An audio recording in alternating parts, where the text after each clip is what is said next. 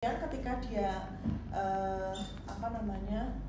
misalnya menelengkan kepala kanan dan ke kiri, Anda bisa melihat bagaimana apakah kemudian tampak benjolan.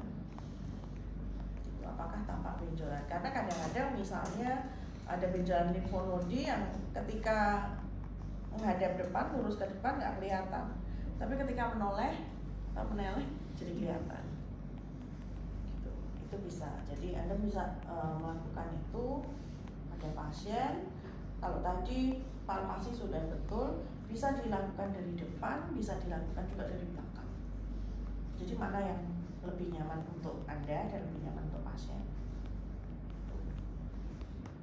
Kemudian kalau trakea tadi simetris atau tidak, kemudian tadi ya ditekan, tapi jangan ditekan banget ya, karena itu bikin kayak tercekik gitu loh, bikin tersedak. Jadi diminta untuk menelan.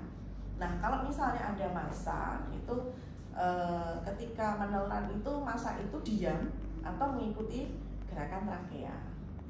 Kemudian kalau dia mengikuti gerakan itu jari kita itu bisa jadi akan masuk.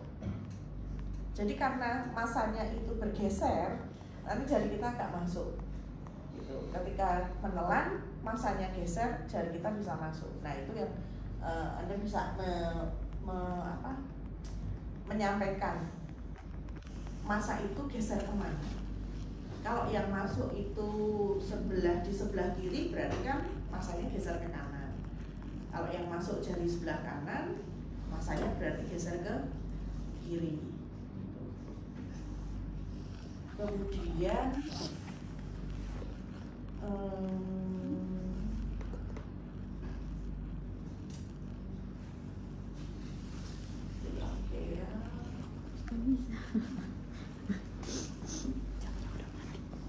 termasuk itu tidak hanya massa ya, bisa juga deviasi trakea. Jadi kalau misalnya ketika menelan jari kita salah satu bisa masuk lebih dalam, berarti trakea itu deviasi ke sisi kontralateral.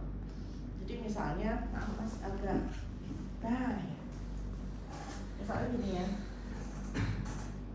Kemudian kok salah satu jari kita tuh masuk, berarti trakeanya deviasinya ke sana. Kalau yang masuk sebelah kiri pasien ya, berarti deviasinya trakea ke sebelah kanan. Gitu. Tapi periksanya dari depan ya, dari depan lurus. Nah, termasuk kalau misalnya kita memeriksa pasien laki-laki, pasti kan ada sampelnya. Nah, kita sebutkan juga apakah ada atau tidak. Itu termasuk dia mestinya kan bergerak sambil menelan, gitu. Itu juga kita laporkan.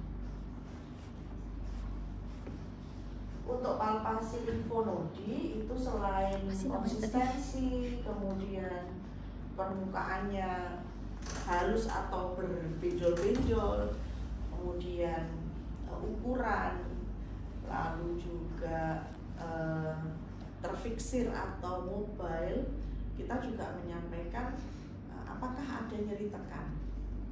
Jadi ketika kita ngecek limfonodi itu tidak hanya ada atau tidak, membesar atau tidak, tapi juga termasuk kalau membesar, apakah bagaimana konsistensinya, lunak, keras, berbenjol-benjol, kecil-kecil, berkumpul, karena bisa macam-macam interpretasinya. Kemudian dia terfiksir atau ikut bergerak atau mudah digerakkan. Kemudian bagaimana, apakah ada nyeri tekan atau tidak. Lalu Anda kan memeriksanya dua tempat ya bersama, simetris atau enggak, kelainan itu ada di satu tempat atau ada di dua-duanya, itu juga Anda laporkan.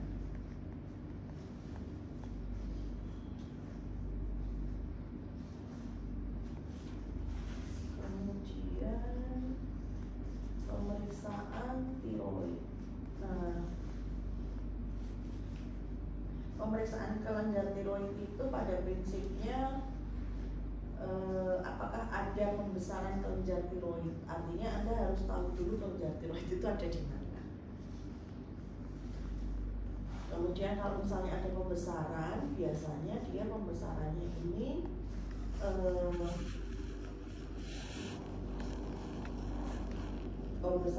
dinilai juga ukurannya, konsistensi, ada nyeri tekan dan mobilitasnya. Kalau mobilitasnya, apakah kita biasanya melaporkan ketika menelan ikut bergerak atau tidak. Jadi ketika kita sudah menemukan kelenjar tiroid, ada pembesaran atau enggak. Kalau ada pembesaran itu ikut bergerak enggak ketika pasien menelan. Kemudian apakah dia terfiksir. Kalau ikut bergerak kan berarti mobile ya. Tapi kalau dia tidak ikut bergerak ketika pasien menelan, berarti fiksir.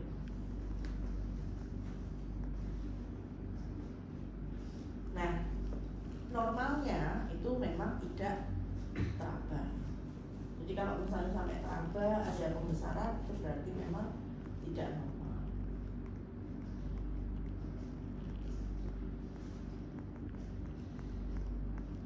Oke, sampai di sini ada pertanyaan?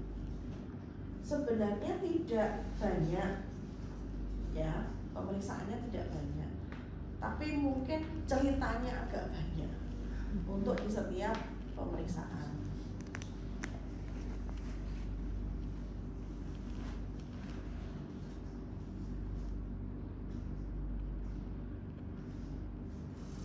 Kita sampai jam berapa? 9.30 ya. Kalau gitu sekarang silakan Anda berpasangan. Saya kira